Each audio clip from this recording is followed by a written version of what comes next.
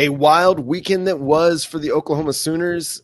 I say wild, but really just as successful. We are so back. Coming up next here on Locked On Sooners.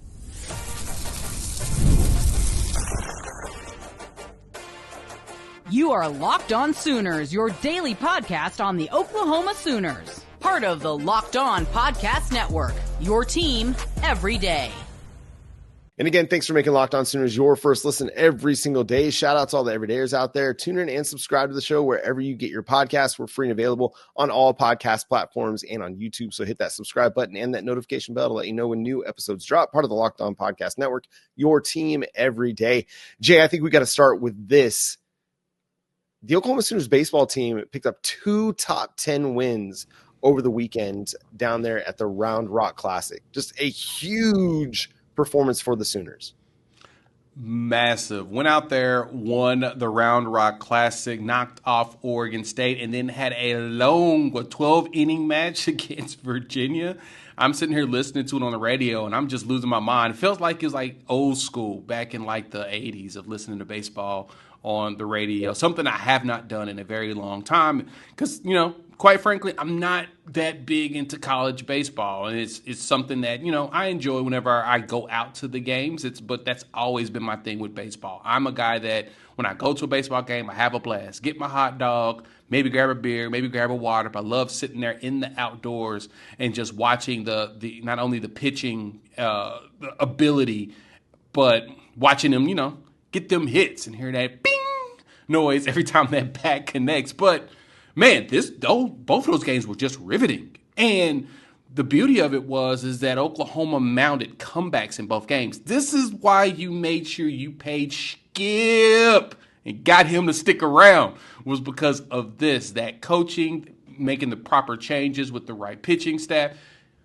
He was on it this weekend. Shout out to the Sooners for winning that, going undefeated on the weekend. They're going to cause some problems out there. Hopefully make another trip to Omaha. Yeah, Kyson Witherspoon had a great game against Minnesota in the opener through 7 innings, just allowed 1 earned run. And then in the finale, you had, almost 10 innings, maybe 9 innings of relief work where your bullpen only allowed 1 earned run against Virginia. So that's just a great way to really set them up for the season, because now they have the confidence to go into the SEC. Yep. So much of what the first year in the SEC for Oklahoma has been about is a lot of up and down, right? Whether it's football that's really didn't have a lot of success. You had the 2 wins, or men's basketball. It's been a struggle. Women's hoops, they've had some good success here of late. They've won 5 in a row, which we'll talk about here in a second. But against some of the top teams, a bit of a struggle. Well, OU men or OU baseball now, 2 top 10 wins over the number 7 and the number 2 team. You're ready. They're ready to go and be competitive in the SEC. And I think this is going to be a lineup that's going to be able to do some damage. Speaking of women's hoops, a 40-point win over Arkansas. 40-point win. 40.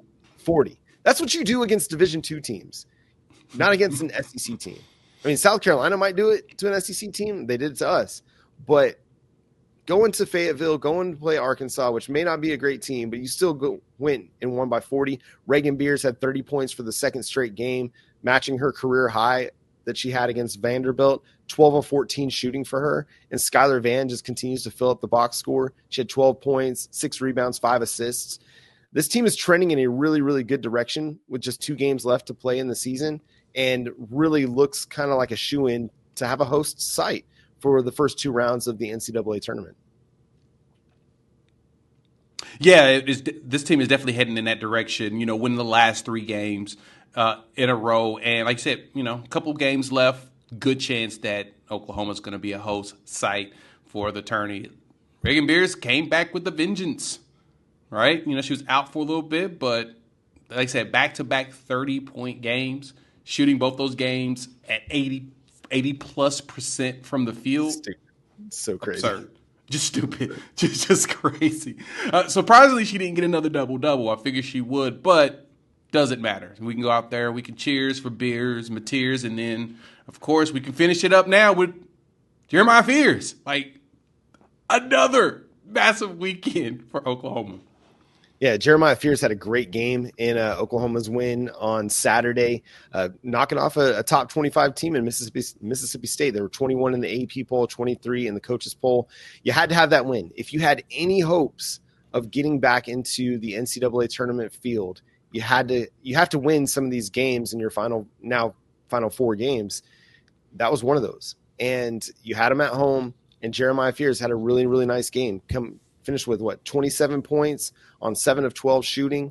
Got to the free throw line a bunch, but just a big game from him. And then Sam Godwin, the resurrection of Sam Godwin in a game that you had to have him. Just missed one shot. He was 7 of 8 from the field and ended up with a double-double. And I think they said in the broadcast the first time he'd had double-digit scoring since like early January. Got to figure out a way to get him involved in efficient areas. And then back to Fears, man, did 10 assists. And played 37 minutes of the 40-minute basketball game. So he was everything for you that day. And honestly, since he's been projected as a lottery pick still to this day, even with the ups and downs, just because of his talent, those are the games he's going to need more. If he wants to continue to elevate himself as a potential top 15, top 11, top 15 pick in the NBA draft, he's gonna have to keep putting up games like that. He's just gonna have to put the team on his back and say, I got you boys, throw them on his back, carry them all the way as far as possible. It's just it is what it is. It's unfortunate. Yes, I would love for his teammates to be able to jump up, get more out of Jalen Moore, get out of more of a Godwin, right? You would like to get more out of Duke Miles, but if Fears is gonna be the lottery pick that we're expecting, he's going to have to carry this team into the tournament. He's going to have to carry them, at least get one victory out of the tournament. If he can do that, that will probably solidify himself as a lottery pick coming up. So, right now he's still on that bubble there, but Fears is going to have to be that dude. I hate to say it. I hate to say that, your other teammates didn't matter. They do. But when it comes to being a lottery pick, that's what they're looking for. Guys that can just go out there and carry a squad. And he has the capability. He showed it again. 37 minutes, shot 7-12 from the field. He got to the line very often, shooting 14 free throws, making 11 of them, and then he dropped 10 dimes. Go ahead and be a playmaker. Continue to build on that confidence, push forward. Man, should have a good year. Well, this is kind of what I said several weeks ago, is you needed somebody to step up and say, I'm him. And I want the ball, give me the ball, and I'm going to run this thing. Because too many times these guys are deferring. They have wide open looks and they're deferring shots. I need Jeremiah Fears to continue to be that guy that's saying, I'm going for blood. I'm going to have my Kobe moments, and this is going to be my team. This is my game. And yes, he's a young kid, and he was figuring it out for a lot of the season. Well, now is the time to put it all together. Oklahoma softball had a first 2 games of the Norman tournament. They got 2 games still on Monday to play as weather rearranged their schedule a bit, but got the run rule win over Tulsa on Saturday and then picked up an 8-1 win over Wichita State. Kirsten Deal had a really, really strong outing, throwing 4 innings of 2-hit ball. And then Sam Landry had another 10 strikeouts in the Sooners win on Sunday. Oklahoma had 7 extra base hits between the 2 games, and then had 5 stolen bases against Wichita State. This is a team that's still just putting it all together, but they've got a lot of young faces, but everything is coming together so far. They've gotten off to a really great start to the season. Yeah, it appears that they're pushing for that 5th straight title. Everyone keeps ranking them low or ranking them in okay spots or putting people above them. And what happens? They continue to just, win while everybody else around them finds ways to lose. Yeah. So, there's not really much to say here besides this team is just going to continue to excel. The pitching is as strong as ever. And, of course, the batting was going to be there. But the pitching was the question. It's showing up and it's showing out. So, let's see where it goes. And finally, OU women's gymnastics got a big win on Friday over Florida. Listen, like softball, they're the number 1 team until they're not the number 1 team.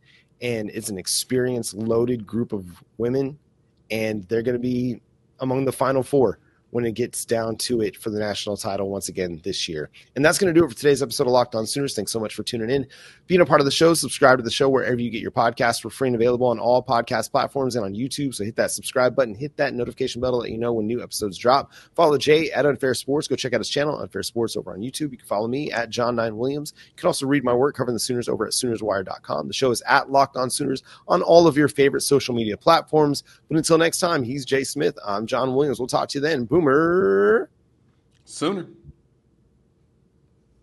My voice started breaking up there at the end. Sounded like Millhouse.